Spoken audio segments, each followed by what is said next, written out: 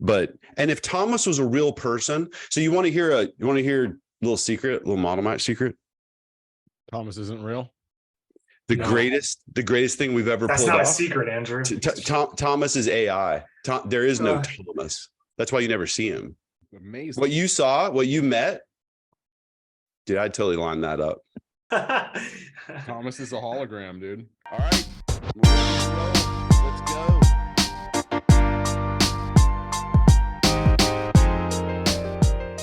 Let's talk about yours. Would you have a skeleton you'd like to open up the podcast with? Do I have a skeleton? There's all kinds of stuff. I don't even know. I got to watch my language. What are we at? What are we anyway? Is this PG-13? It's whatever you want it to be. We don't I want it. edit. I have no editors. Okay. Unrated.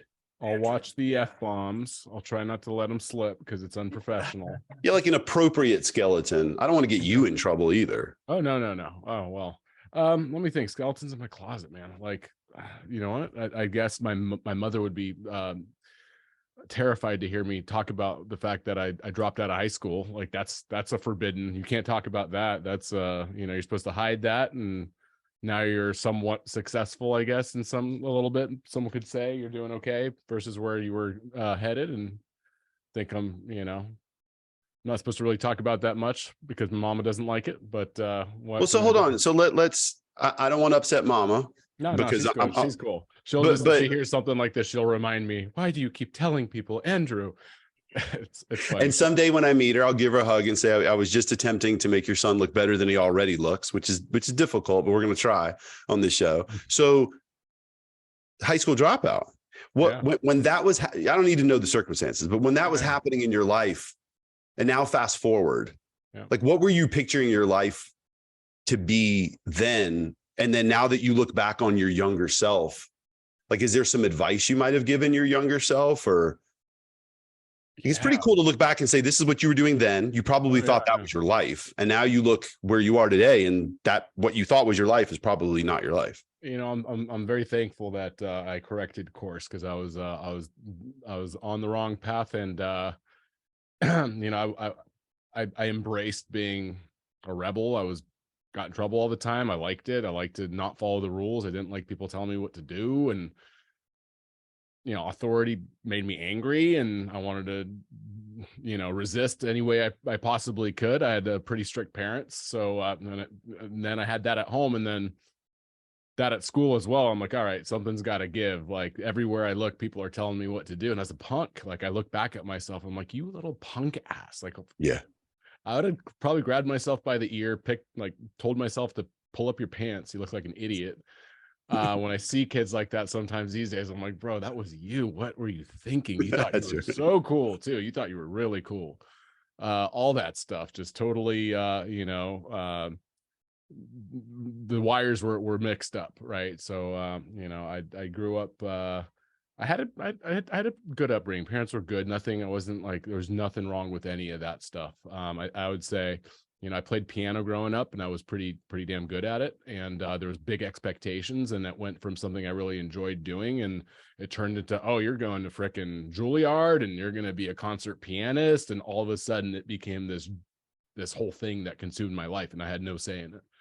So around junior high-ish, I was a little bit of a troubled elementary school kid. I caused trouble. I was mischievous more than most kids. But then by junior high, it just started getting out of control. And high school, I got kicked out of 3 different high schools. And junior, I dropped out, and I was on path to be a loser, go to prison, all the stuff my teachers told my parents, and I believed it, and I liked it, and I thought that was what it was going to be. And I don't know what the hell happened, but I do actually know what happened, but it came right at the right moment when I was 19 to kind of like course correct. And, I spent a lot of my 20s struggling with what kind of, the teen years, kind of the direction I was still trying to fight. But by the time I got 28 years old, I changed a lot, and everything kind of started to change. So was there, and not necessarily, it sounds like something happened when you were 19, but was there a trigger that you can think back to that was sort of what was,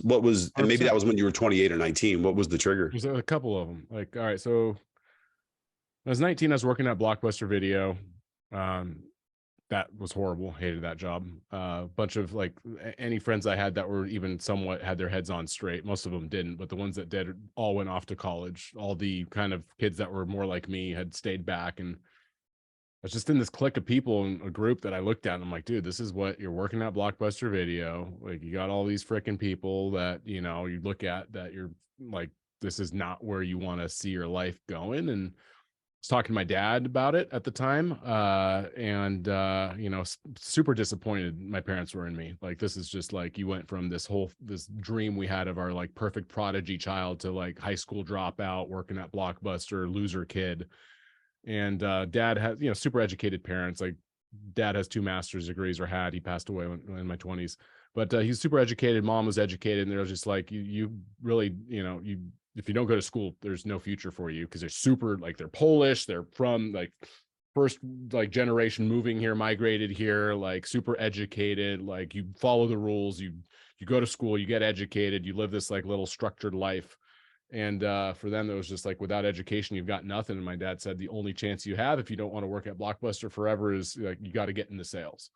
So get into sales and you might be able to make some money and lift yourself out of this situation. But if you hate Blockbuster and you don't like where your life's at, like, that's probably the only route you can go. So I took that advice. I ignored so much of what they had to say. For whatever reason, I listened to that, got a sales job, and that, like, just everything changed at that point, and just cut off all the people in my life that I thought were holding me back, and got into sales, got pretty good at it, took it seriously, wanted to prove to myself and everybody around me that, like, dude, I don't need to do it your way. I'll do it my way. And committed to it, struggled for, you know, a good chunk of my 20s, but I was good at that part of it. I was good at product stuff. I really enjoyed the digital stuff. I mean, it was selling websites to real estate agents in 2004. 2023, I'm doing almost the same damn thing in different ways, but it's Right. like, I hitched my wagon to that and said, this is what I'm doing. Right. And I never looked back.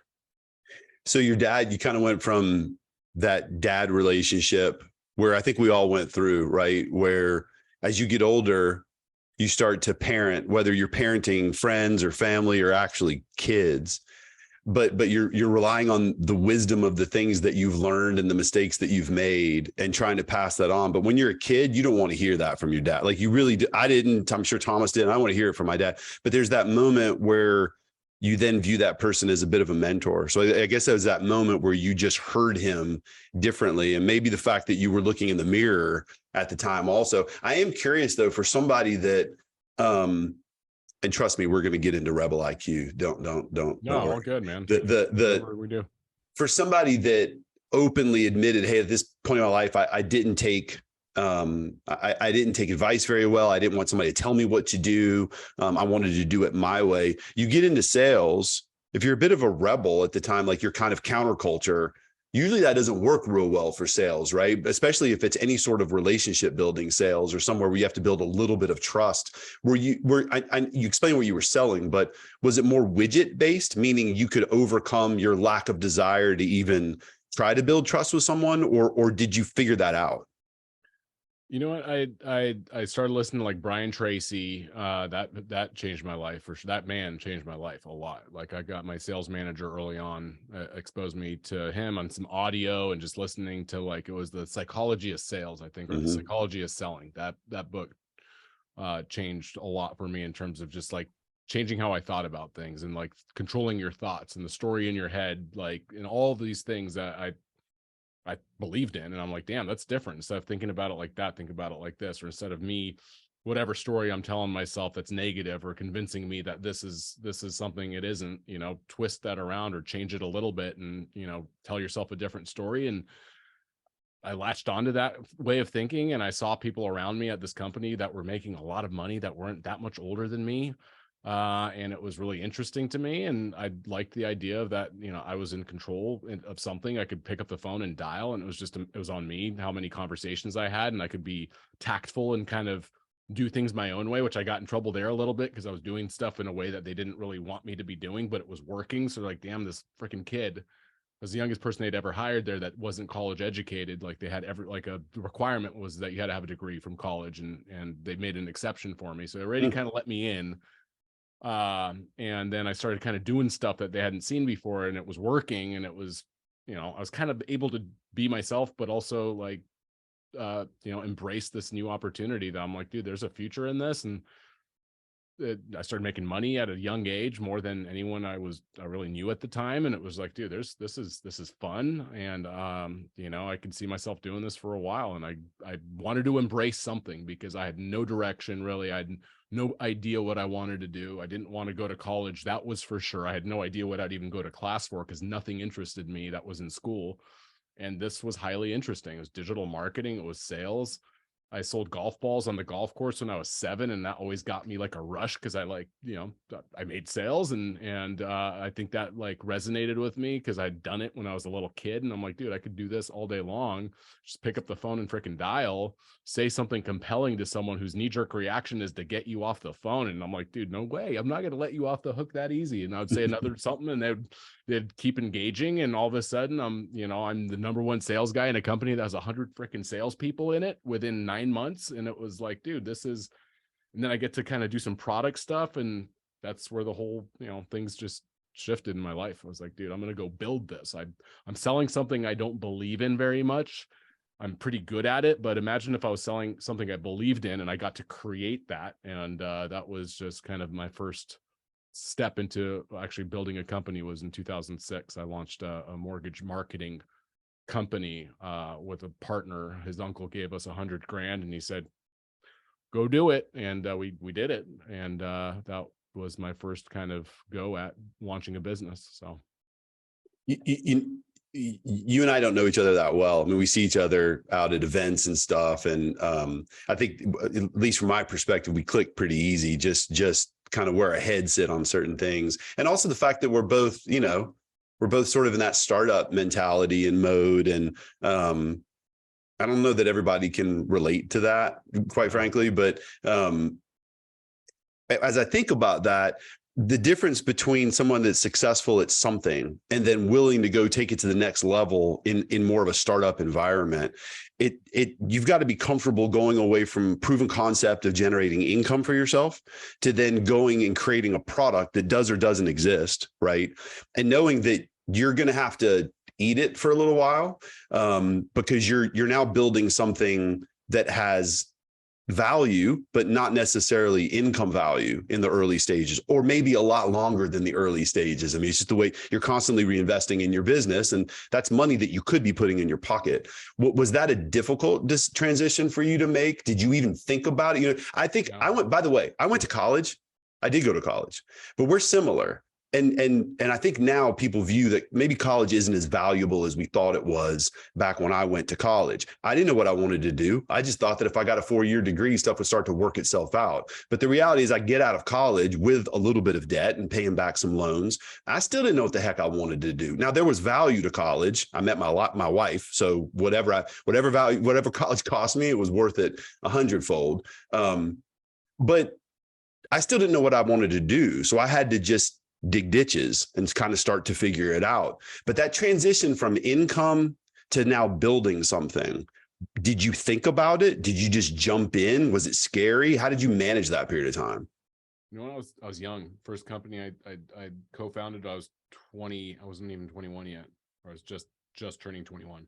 There was no, I didn't have kids. I didn't have debt. I mean, I had my girlfriend at the time, who's now my wife, who I've been with for long time, since I was 20. I'm almost Yeah, be careful, get that right.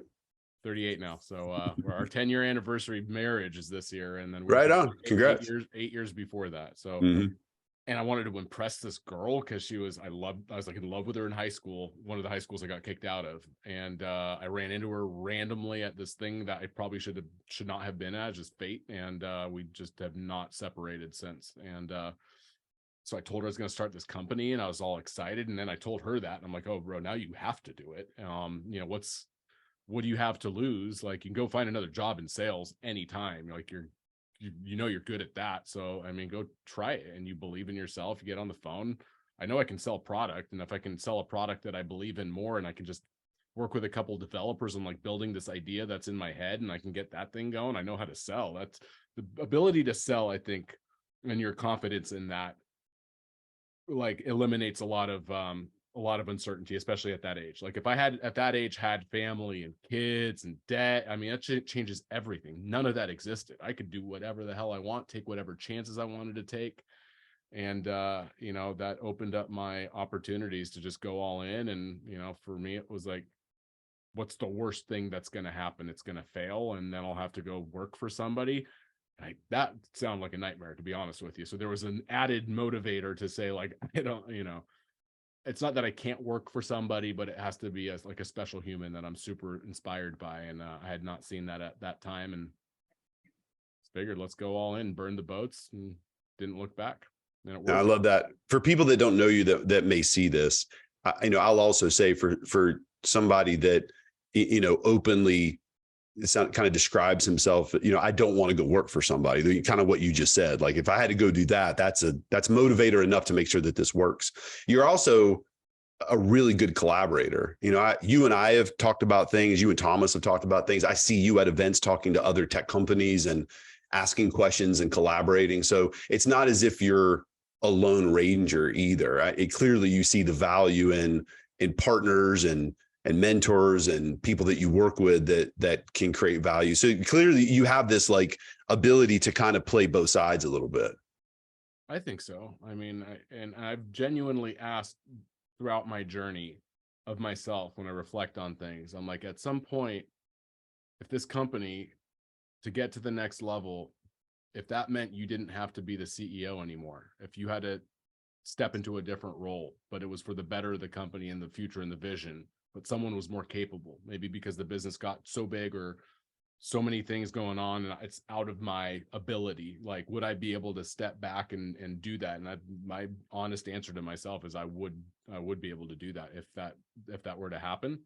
So, you know, I've kind of almost sanity tested that myself in honest, like, moments of just like reflection on struggles or challenges, or like, what would that take and would you be willing to do it? And again, it's absolutely, if I had to, or if I felt like I've hit my limit and I'm what's preventing this company from taking it to the next level, then hey, maybe I'm chief strategy officer or something cool that lets me kind of do what I am good at, but, you know, give the thing to the guy that takes it to $1 billion, you know, because maybe I got it to 100 million in value, but to get to that next level, bro, you are you've completely redlined. You're done. You can't do much more than this. And, you know, at that point, I would be able to do that, I think, if that was, you know, the next step and it made sense. But well, that's kind of the like success versus credit balance, I think, isn't it? Right? Like, and I've asked this question a lot to people, and that is, do you want to be successful? I mean, first you have to define success, right? I mean, that means different things to different people,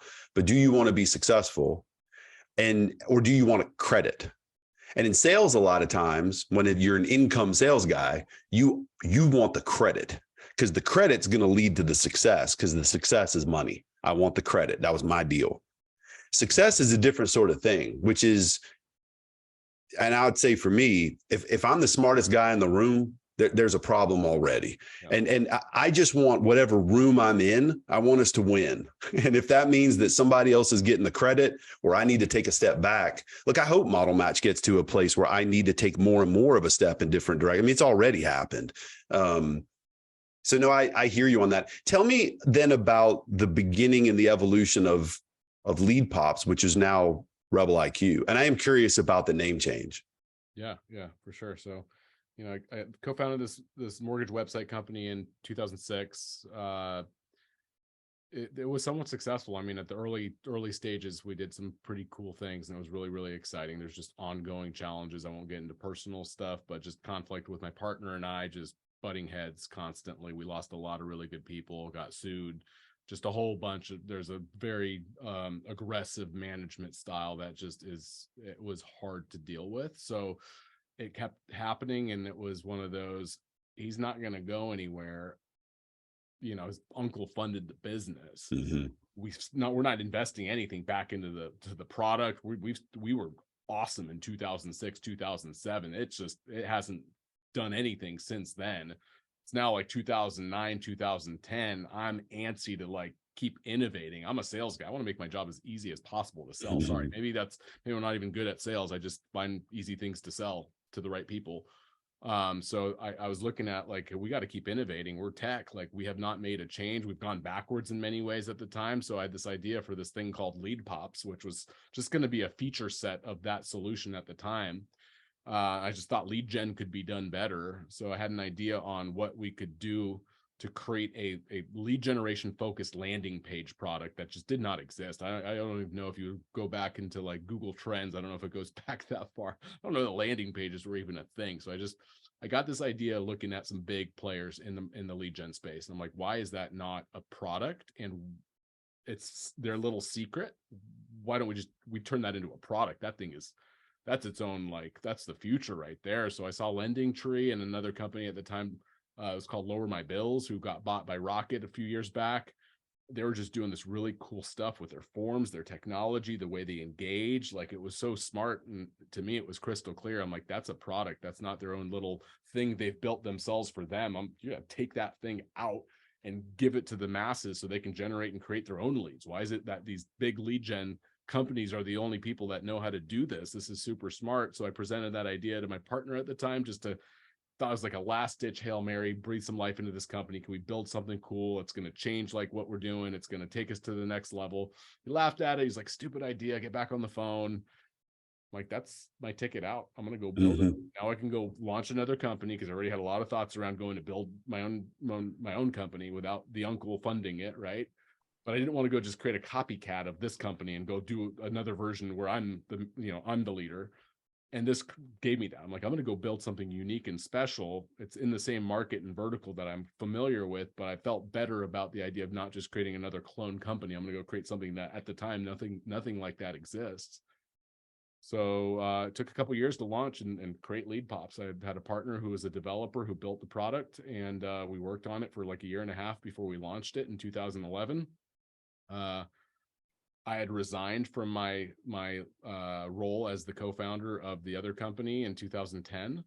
And in 2011, we launched LeadPops, and I was trying to sell it from my kitchen table, and it was brutal. It was really difficult. Nobody knew what I was talking about. And this time I'm like, man, it's a lot different when you, like, 100 grand isn't a lot, but it's something. And when you don't have anything, That's and right. you have no sales team, Right. and everything you sell, you're creating your own problems, because now I'm the customer success guy, I'm the support guy, I'm the onboarding dude, I'm all of these things. Now I'm like, oh my God, this is And you got to clean the kitchen from time to time. The dishes got to get done. Yeah, all that.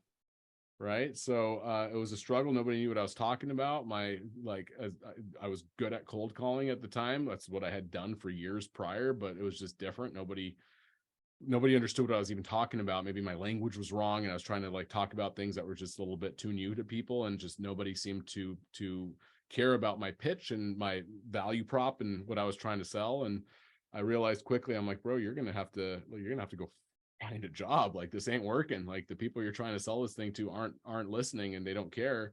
So I made a list of companies. I'm like, who would really benefit from this thing? And Zillow was the first name on that list, and reached out to someone that was like a low-level sales guy at Zillow. And he's like, okay, I don't know who you talk to. Let me talk to my manager. And before I knew it, I was talking to a director of mortgages at Zillow who's heard my pitch, and I was like, that's kind of a cool idea. Like, we're willing to test that. Sure. Zillow's forward-thinking company. 2011, kid calls them from their kitchen table and pitches them on something that makes sense. They're like, we'll test it. Why not? And they tested it with a client who's still a client today, National Bank of Kansas City, really cool group, Dan Stevens, awesome guy. And that test just blew out everything Zillow was doing with their mortgage marketplace. Like, we doubled their leads on that original test from click to lead, going to our stuff versus their stuff. They tried it in a number of different spots. They're like, let's make sure this isn't a fluke, because Zillow was just a freaking, it's like a minefield of ads at the time. Like, it just, that's how they made their money. It's like 60 million visitors a month to the site, no way to monetize it. So ads everywhere you look, and it's a lot of mortgage ads. So you click through a mortgage ad, and the place they would take you was junk. So I had identified that in like my evaluation of them. I'm like, there it is. Look how terrible that is. I'm like, this is perfect. That's exactly where we need to live, is that the receiving end of these clicks that Zillow's driving to all these mortgage lenders, because they've got all this real estate traffic. So we plugged this in. I mean, double the leads, triple the leads, quadruple the leads, depending on which banner they stuck us on.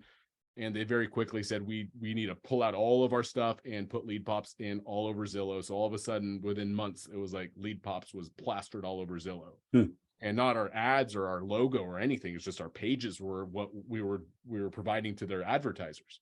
Some of these people are spending, a couple $100,000 a month driving traffic from Zillow to these pages. These aren't like little, like low end advertising budgets. Right. And leads came pouring in. It changed the direction of their company. If you double the leads for a company like that, it's like, oh, what if they cut their ad budget in half? Right? That's not great for Zillow. So they just doubled what they were charging for the clicks and the impressions, because like your cost per acquisition is the same. So the advertisers couldn't really complain, and it was cool. We got off the ground. It was official. Like, we landed a deal with Zillow. It was like our first big client. It was awesome. And then it's Zillow. So within a year, they just copied what we built for them and said, peace, thanks, awesome stuff, kid, thanks a lot. And then they got into the lead business, and that's long form, came from this whole thing, like Zillow's long form lead process. And it hurt a lot for about a week or two. And I'm like, what the hell do I do? All of the revenue from Zillow dried up. Had some straggler clients that were like, dude, what you're doing on Zillow is great. Can you do this on Bankrate? Can you do this on these other sites? So we were plugged into some other sites. And when I saw what was going on with the Zillow deal, I started investigating and looking at other clients, and I saw that Bankrate was crushing it. Bankrate was like performing better than Zillow. And now I had data. With Zillow, I'm just cold pitching nothing, like, other than an idea. Like, right. Now when I approached Bankrate, I'm like, dude, look what we did for Zillow. Like, check, I got page after page of examples, and I've got live people on Bankrate spending a bunch of money on Bankrate with these same live examples of the data on the back end, showing you what conversion rates are, what like the lead volume looks like. So you click onto a LeadPops dashboard for one of their advertisers, you're seeing a 17% click to lead conversion rate. They were floored. Like, our advertisers are getting like less than 2% conversion. You're showing a 17% conversion rate. Yeah. And that took us to the next level. So we worked with Bankrate for a few years. That was a revenue source for us to really build product to like create a SaaS tool, because it wasn't SaaS. We were like cobbling stuff together by hand. It was somewhat automated, but my CTO was still building stuff like as it came in, and we just took that time. We went underground. Like, we supported Bankrate during that whole period, 2014 through 2017, took over pretty much their entire mortgage marketplace. They paid for all of their advertisers to use our stuff. And we took that opportunity to say, go underground, don't sign up anyone outside of this. I hired a couple of my good buddies who are still with me today. Awesome guys. I got myself out of supporting, bullshit. And it was important, but stuff I could not be doing to like take the company to the next level. So took some of whatever was coming in, paying myself almost nothing, hired a couple buddies so they could do the support and like maintain the client base from Bankrate, relaunched LeadPops as a real SaaS product in 2017, and then reapproached the mortgage industry and said, look what we did for Zillow, look what we did for Bankrate. We did it for them, we can do it for you. And why are you buying leads from a middleman? Do this for yourself. And kind of that's closer to the company in 2017, like today, that we are, that, at that point we were more of that's who LeadPops is. 2017, the whole 2011 through 2017 was like figuring out product market fit, who's our customer, what the hell are we doing, and still trying to figure out what the hell we're doing. Always are, right? Well, that's SaaS though, right? Yeah. Never figured it out, right? No. That's the fun part. But again, we're a lot closer today to what we were in 2017, but we've evolved a lot, right? And obviously, now the new name and all that. So we've hopefully taken it to the next level, I think, with what we're trying to do. That's a hell of a story. So during that period of success with Bankrate, as an example, I mean, first of all, the Zillow experience was probably a heck of a learning experience for you, right. And a kick in the gut, but you got up and you moved forward. The Bankrate experience, though, now you're having some success again, you're generating revenue, but you guys were reinvesting that revenue. I mean, you were building the product is what you were doing, instead of putting that money in your back pocket and kind of sitting on your goals and not reinvesting it. I'm making $3,000 a month, like, during this entire time. Yeah. Like, all the way through like 2017.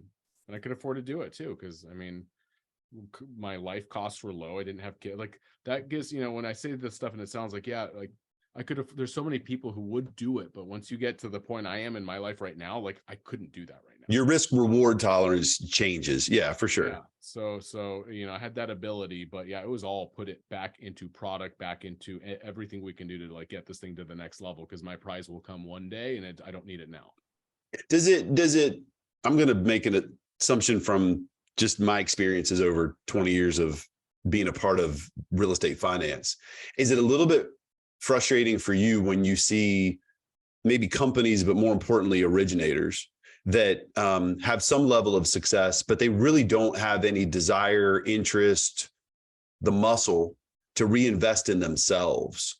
Because some of what you're talking about is, here's a product that can create an efficiency, but to utilize that product, it's not like you have to do something. There's still something you have to do. And there's pieces to this equation that you still have to perform and be good at. But my impression has been that the industry moves relatively slow, or at least the players in the industry, not the industry necessarily. Because, now your product's a little different, but I can get one more loan on my own without spending any extra money on a product. And I'm making a significant amount of money on that one loan. Even if I now can't replicate it, there was no plan, there was no strategy. It just sort of fell into my lap, or I did a little bit of work. That's always been something that's been interesting to me, is where this industry is one where you can be relatively average as an originator and make a really, really good income, but never have something that's truly scalable or replicable. Do you see that with what you do with LeadPops, with RebeliQ? Sorry. Yeah, no worries. I'm still doing that. Obviously, I'm going to be doing that for the next I bet you several are. months.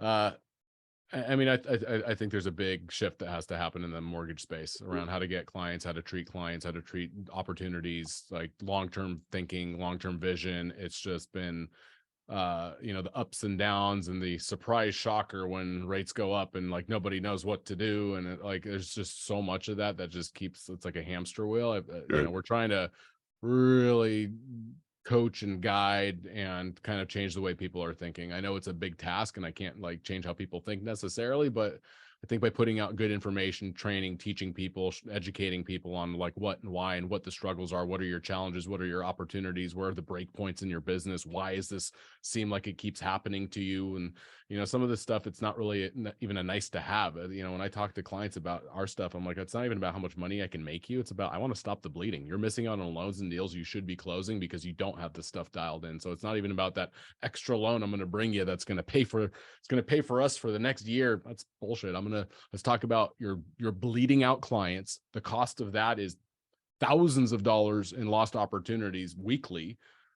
You're struggling as a result of it. You've got pain points you probably don't even know about that exist. So forget the extra deals I'm going to bring you because my widget, it's going to work some magic for you. Like, we got to plug holes in your business that are costing you a lot more than any cost of like investing in something like this. This is something you have to do. It's reckless to leave some of these things abandoned the way loan officers and mortgage lenders like just leave them out and don't really pay attention to some of this stuff, because the cost is, like you said, you make a lot of money on a loan. So when you lose one because you're just not taking care of like some really important like housekeeping best practices, obvious stuff that to them isn't that obvious, but when you bring it to the surface, they're like, oh yeah, oh, Right, that's painful. Forehead slapping. Can we solve that? Stop saying that. Okay, let's go. Let's fix it. Like, how quickly can we get this thing moving? You've convinced me that makes sense. Like, I show it to you. Once you see it and you start like peeling back the curtain and the onion a little bit, they're like, okay, well, we got to solve that. I'm concerned by that. We got to do something about it. This isn't a nice to have. This is a must have, especially now in a market like this. When refinances are falling out of the sky, people act a lot different than they do in this situation. But when the pendulum swings this far, they start making more bad decisions based on panic and fear. And it's like, you got to bring that balance and that like, hey, deep breath. You can do something about it. There's a lot of stuff that's in your control. Don't focus on the stuff that isn't. Focus on the stuff that is and do something about it. You have to have a plan. You have to have a strategy. You got to have ways of solving some of these key areas that you guys aren't paying any attention to or even thinking about. Man, I love the way that you just described a product that will help you do more business versus me showing you what you're missing. Because there's a different part of my brain, right, that clicks in when I think of it that way. when I think of it as, well, here's something that's going to help me do more business. Yeah, you and everybody else. Right? There's a million of those. That's what everybody tells me. Yeah. But the consultative approach of, yes, this product can do that, but before we go there, let me show you the gaps, and let me show you what those gaps are creating, where you're then missing. You're probably missing some low-lying fruit, quite frankly, that your competition is picking up. I love the way that was very subtle, the way that you said it, but that was, out of everything you just said, that kind of caught me the most. And look, what you just rolled out, you really spit some fire on social. I mean, I love what you put out on LinkedIn and other platforms. I think sometimes I'm similar. Like, we put out some similar things where I will make a comment like, I know you think this is your friend, but this isn't your friend, because you're not using it to its greatest capabilities. You're paying for something that's not creating an outcome for you. These things need to happen for you to actually create the outcome. But I think I appreciate where you come from, because I think too much of all industries are trying to sell a product where you're just throwing out a solution, and, hey, if you want me to support that solution, here we go. So let's, before we start to run out of time, tell me about RebeliQ. Why? Yeah, because you're up against a machine. If you're a loan officer, if you're a lender, you're fighting forces that you can't even really, you can't, a lot of times they don't even understand them or see that they're there. But it's like, you got Zillow, you got NerdWallet, you got Bankrate, and everybody's like, oh, well, you're your own competition, and it's the local. It is, for sure, absolutely. But when you start to search online and you realize the internet like disappeared, and that like all this cool stuff you used to stumble into, and all these, like when the internet was young, it was all this, like, you just any given click, you're on this next thing you've discovered. Now it's like, I don't know, a couple dozen websites. They're everywhere. It's all you ever find. Any search that you do, that's what you're going to be looking at. They're following you. They're tracking you. They're targeting you. You're freaking up against a beast, and you got to understand it, and you got to fight against it. And the status quo is not going to work. And you got to know what you're up against, and you got to outsmart it. You've got to really look at business opportunities and development and customer acquisition and retention in a whole different light than what you've been doing. So our goal is to partner with our clients, to educate, to create solutions, and to help really provide a real path forward to generating business online. But you can't do that if you don't really understand what you're up against. So it's kind of, in summary, the logic and the story behind, the evolution. And when we look at LeadPops, it was good. I'm thankful for what it got us and where it took us, but it was a limiting name in terms of, even conversations that we have with customers, or conversations we don't have, because they hear the name LeadPops and they assume it's something that it isn't. And it's like, when it comes to all of this, leads are important, absolutely, are critical, but it's not where we should start the conversation, and that's not where the conversation ends. Leads are just one part of it. So we wanted to bring a much broader approach to how we're solving the customer journey, everything from attracting customers to capturing them, to converting them, closing deals, retaining your clients. There's like 5 pillars in that bucket that I just described. We call it AC3K. It's a framework that really becomes a flywheel in terms of how to create customers and how to get more out of your marketing. And it was just a vision that we came and wanted to develop and bring to life. And it was took us about 1.5 years to kind of get it off the ground, and like think of all the things that over the last decade we've learned are the break points in the customer acquisition and lead generation and marketing kind of realm. And we wanted to solve all of it in some way, shape, or form. There's 3 of these things that we focus on: attract, capture, convert. That's what we feel like we're best at. We bring these solutions to the table. Close and keep, those are critical, but we've aligned ourselves with some different partners. Model Match is one of those that we endorse, we promote to our clients, we talk about, it's in our sales deck, and we look at what we can't solve that we think is important, that we can bring to the equation with a trusted partner that we can recommend and solve that for our client, just by way of making an introduction or an integration or some way we can solve that piece of the puzzle. But you got to solve all of it, and any of it, it's like a Jenga tower. You pull out the block, the whole thing comes tumbling down. Yeah. And then you wonder why, oh, this doesn't work. Well, it's because you didn't do that. You can't even draw the conclusion that this marketing channel doesn't work when you didn't even have a way to capture a lead. So you got all this traffic, you spent all this money, but without the capture piece on the receiving end of it, there's no way to even convert and create anything from that, right? So taking a step back, painting that picture, helping our clients understand is critical, because nobody's talked to them that way. People are just really eager to take the money of loan officers and lenders, throw it at something, hope something works. And they don't even look at, well, what are you going to do when a lead comes in? What's your follow-up sequence? Where's that lead going to go? What's the cadence there? Because if I start flooding leads into your inbox and you're just putting them in an Excel spreadsheet and you call them once or twice, for me, I got to help you close loans. So leads are not a success story. So if I'm feeding you leads and I know you're failing over here, but I'm like, it's not my problem. Yes, it is. It absolutely is my problem. I got to help you close that thing. I can't get on the phone and close the deal for you. So there's only so much we can do, but the right tools and partners and spotlights and best practices and things like that can help every step of the way. I try not to talk too much on these conversations.